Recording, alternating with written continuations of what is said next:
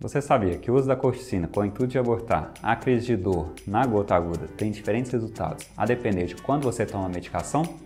Não? Pois então, fique nesse vídeo. Vou te mostrar tudo o que você precisa saber sobre a gota.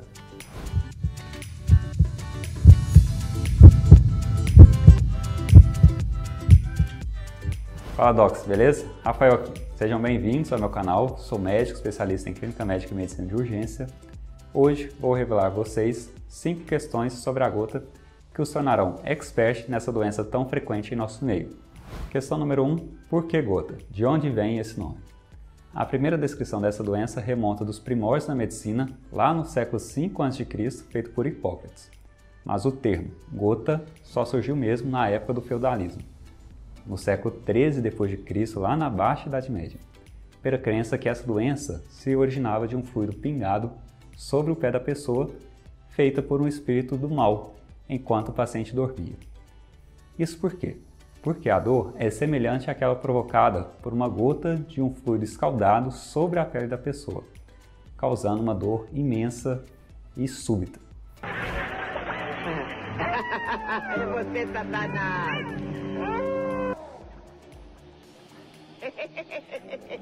Mas calma aí, pessoal, que não é nada disso. Fica aqui comigo que eu vou explicar para vocês de onde vem toda essa informação. Partindo agora sobre a epidemiologia dessa doença, a gota é uma doença extremamente comum. Tem uma prevalência de 6 pessoas a cada 1000, com aumento de risco com o decorrer da idade, tendo um pico de incidência aos 70 anos de idade e, em geral, não ocorre em menores de 30 anos. É uma doença 4 vezes mais frequente em homens pelo efeito protetor dos estrógenos nas mulheres. E, após a menopausa, com a redução dos estrógenos nas mulheres, a relação entre homem e mulher tende a se reduzir. Questão número 2. De onde vem o ácido úrico? Bom, aqui é o famoso mapa metabólico. O ácido úrico vem do metabolismo das purinas, ou seja, dos ácidos nucleicos que compõem o DNA. Somos os únicos mamíferos predispostos a desenvolver a gota, visto que não possuímos a enzima uricase, que metaboliza o ácido úrico em alantoína. Repetindo, somos predispostos a desenvolver a gota por não possuirmos a enzima uricase, que metabolizaria o ácido úrico em alantoína. Ok, Doc, beleza. Mas de onde vêm essas purinas? Explicou que o ácido úrico vem das purinas, mas e as purinas? De onde que elas vêm? 20% vem da dieta e 80% vem da nossa própria produção corporal. Em relação à dieta, são alimentos ricos em purinas as carnes, as sardinhas, os frutos do mar, cogumelos, chocolates, nozes, amendoim, castanhas e leguminosas como feijão, ervilhas, vegetais como couve-flor, brócolis, espinafre, etc. E também bastante importante lembrar dos cereais, como a aveia e a cevada, sendo que a relação com o álcool, principalmente com a cerveja, é muito grande. Terceira questão, qual a função do ácido úrico no corpo? Se somos os únicos mamíferos que acumulamos esse elemento no corpo, deve ter alguma função, certo? Certo. Especula-se que o ácido úrico teve uma vantagem evolutiva nos humanos, por ser um potente antioxidante, favorecer a manutenção da pressão arterial na posição de pé, ser estimulante do sistema imune inato e, além disso, ser um estimulante cerebral em condições de baixa injeção de sódio, como ocorria nas pessoas que moravam no interior dos continentes. Ah, Doc, já que o ácido úrico é ótimo, vou comer bastante carne com cerveja para elevar os níveis dele. Não, jovem, não é o que eu quero dizer. O que quero dizer é que o ácido úrico exerce alguns benefícios no corpo na quantidade normal e fisiológica, de até 6 mg por decilitro. Níveis elevados podem causar a gota, que, se não tratada, pode desenvolver uma artrite grave, levando à formação de tofos e deformidades articulares. Como a gente pode ver nessas radiografias aqui, Ocorre uma destruição da articulação, certo? Ah, tá, entendi. Ótimo, parabéns. Quarta questão, como os cristais de ácido úrico se formam? Sabe-se que a gota é decorrente da precipitação de ácido úrico nos tecidos do corpo. Mas como essa precipitação ocorre? Em condições normais de temperatura, pressão e pH tecidual, a precipitação ocorre quando houver nível de ácido úrico maior do que 6,8 mg por decilitro. Lembrando que em indivíduos normais, o nível de ácido úrico geralmente não vai ultrapassar o valor de 6. Entretanto, existem situações que essa precipitação ocorre de forma facilitada e mais rápida. A saber, quando a temperatura cai, quando há uma redução do pH, ou seja, uma acidose local, como vai ocorrer, por exemplo, no exercício físico, após um trauma local, ou ainda após o consumo de álcool e também na acidose respiratória provocada pela apneia do sono. Daí que surgiu a crença de que a doença era causada por um espírito mau que pingava uma gota sobre a articulação durante a noite, uma vez que à noite há uma queda de temperatura, ainda mais nos pés, que é um local exposto, não protegido de cobertores, e também porque durante a noite é comum haver a apneia do sono, que reduz o pH do corpo pela acidose respiratória. O que, por fim, vai predispor ao acúmulo de cristais, à inflamação e à dor, que é muito intensa e associada a sinais fogísticos como edema, calor, como se realmente estivessem pingado um líquido escaldado sobre a articulação da pessoa. Quinta e última questão: por que esses cristais causam dor? A dor é secundária à resposta inflamatória gerada pela presença dos cristais de urato. Esses cristais são fagocitados na articulação por células residentes na sinóvia, ou ainda se ligam a proteínas de membranas dessas mesmas células.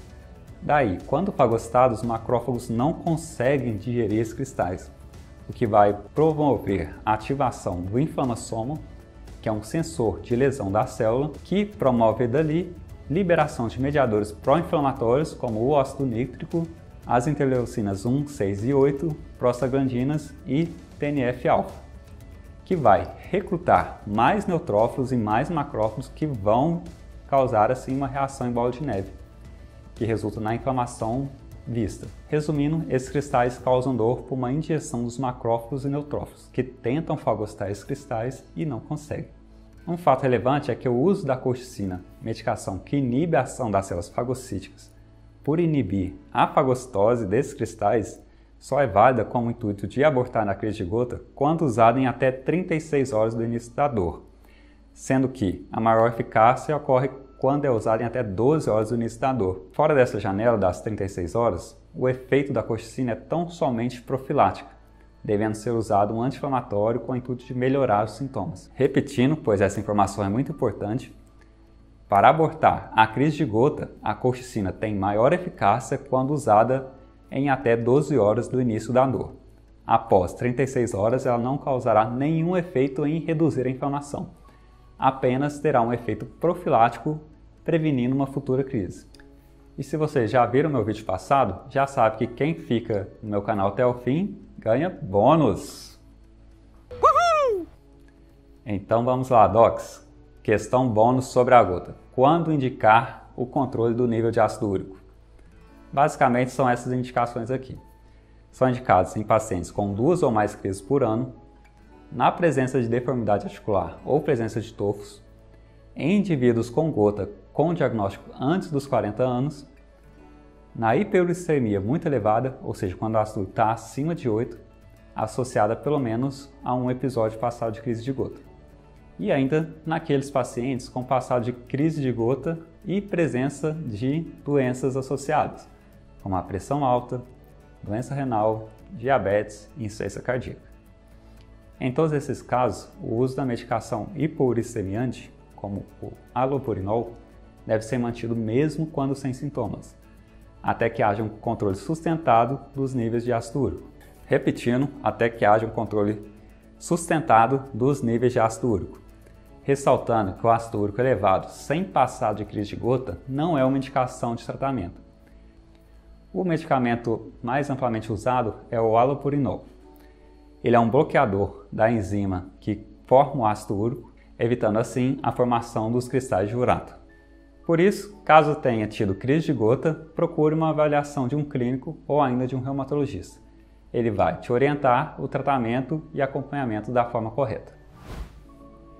E para aqueles que são acadêmicos de medicina ou estão atuando na área da saúde e quiserem se aprofundar um pouco a mais sobre esse tema, deixarei aqui abaixo na descrição um link para vocês baixarem esse e-book, que contém slides um pouco mais aprofundados sobre a gota e tenho certeza que será de grande valor para você. É isso aí, pessoal. Se vocês gostaram do vídeo, curte aí, se inscreva no canal e compartilhe esse vídeo para aquele seu tio que tem gota, ou mesmo para aqueles seus amigos que estudam medicina ou já são médicos, mas não têm ainda muita experiência em atender pacientes com gota. Lembrando que periodicamente vou estar postando vídeos sobre temas relacionados à clínica médica aqui no canal, buscando difundir conhecimentos sobre assuntos dessa área da medicina, que tenho certeza que será de grande valor para vocês. Caso tenha ficado alguma dúvida, tenha alguma crítica ou algum elogio para fazer, deixe aqui seu comentário para que eu possa interagir com vocês. Um forte abraço e até a próxima!